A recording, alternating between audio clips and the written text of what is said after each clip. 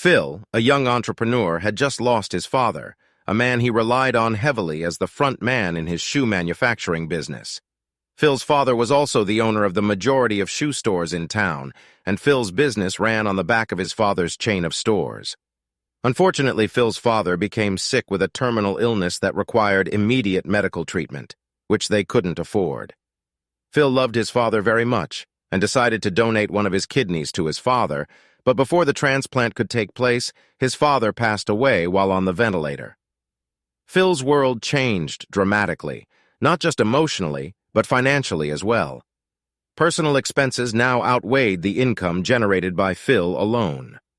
The majority of his relatives believed that Phil should dispose of his business and start working as an employee for a company instead.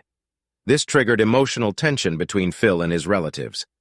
They believed that Phil would accumulate creditors and would require high amounts of financial help to cover the debt. However, Phil was convinced that he didn't need more debt from his relatives and could carry on by finding another distribution setup to sell his shoes. Phil was alone in this decision, and he was given a month to experiment with his idea of finding another distribution setup. Every day felt like a week, and it was tough. One day, at a formal event, Phil met Mr. Yunoki, a shoe store business owner who had a chain of stores across a nearby small town. After some deep discussions, Phil convinced Mr. Yunoki to be his distributor for a 25% extra margin.